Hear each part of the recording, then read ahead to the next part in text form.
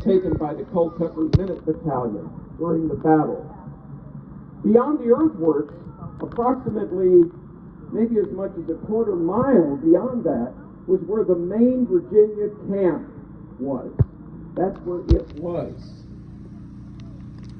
For many days before the battle began, there was skirmishing across this swampy causeway area. This happened almost every morning. Almost every morning, the pickets, the advance guards of both Lord Dunmore's forces as well as the Virginia camp would pot-shot at each other. And this was something that both sides had become very accustomed to in the morning, shortly after daylight. That will figure into the opening phase of the Battle of Great Bridge. So why here? Why did this happen in this particular location? And the answer is, in April of 1775, some very important events took place. To the north in Massachusetts Bay Colony, there had been fighting at places called Lexington and Concord, where for the first time British Americans had fired on British troops and open hostilities had begun. And that seemed to be a line that was crossed. We look at it today as the opening shots of the Revolutionary War. In Virginia, something happened here too in April, about 3 days after Lexington and Concord. His Excellency Lord Dunmore, the royal governor of the colony, saw fit to remove the colony's gunpowder store from the Public magazine in Williamsburg. If you've been there, you've seen that cone-shaped or octagonal building in the center of town, which had been built early in the 18th century. That's where Virginia stored its powder and its arms. Now, this was not the king's gunpowder that Dunmore removed. This was gunpowder purchased through tax money raised from Virginia residents. And that gunpowder was important to them for a variety of different reasons. We understand that gunpowder is what you need to fire weapons in the 18th century, both small arms and artillery.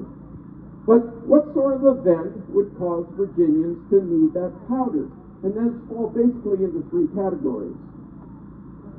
In the event of an invasion by a foreign power, Virginia would need that gunpowder.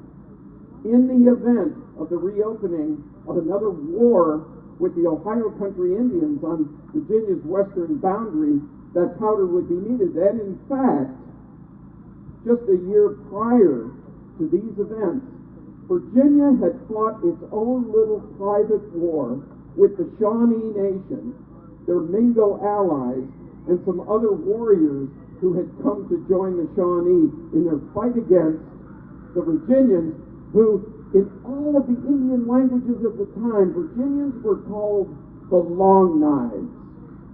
This is a title, continues on into American history and is used as late as the 19th century, sometimes to describe the American cavalry.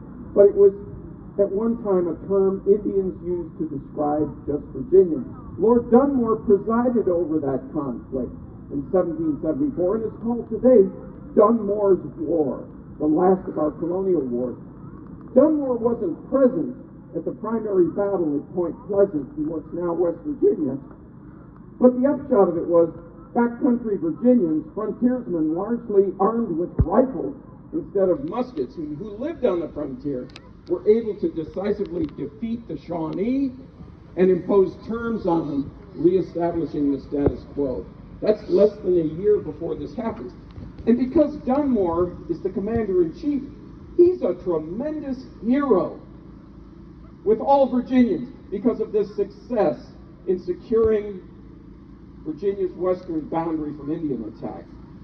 So between, say, December of 1774 and April of 1775, Dunmore goes from being Virginia's #1 hero to Virginia's #1 enemy. Things become so hot for Dunmore in Williamsburg that he and his family are forced to flee, evacuate the palace in Williamsburg, and Dunmore sets up his headquarters on a British warship in the harbor of Norfolk. Dunmore raises the king's standard. This is a symbolic ceremonial thing, whereby what Dunmore is saying is, if you are a loyal subject of the king, you must come to where I am and swear an oath of allegiance.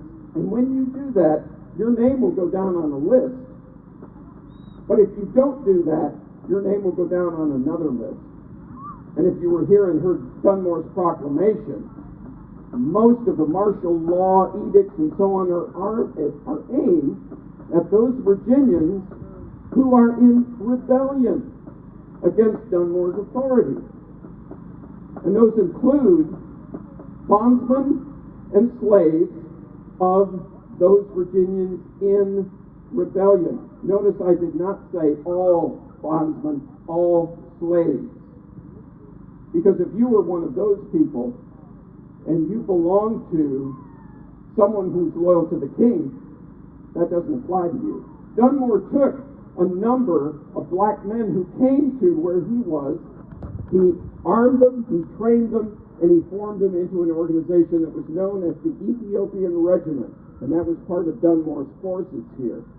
Dunmore also had a couple of hundred of loyalists who formed an ad hoc militia organization.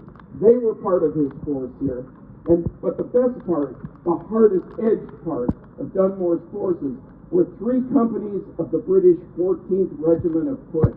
A couple of those companies had just been rushed from St. Augustine, Florida, to here to help bolster Dunmore's authority.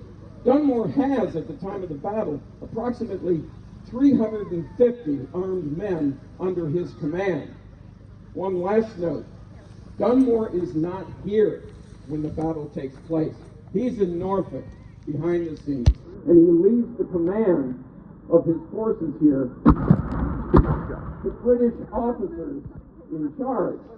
The Virginians consist of the 2nd Regiment of the Virginia Line, the Culpeper Minute Battalion, local militia, and some volunteers from North Carolina.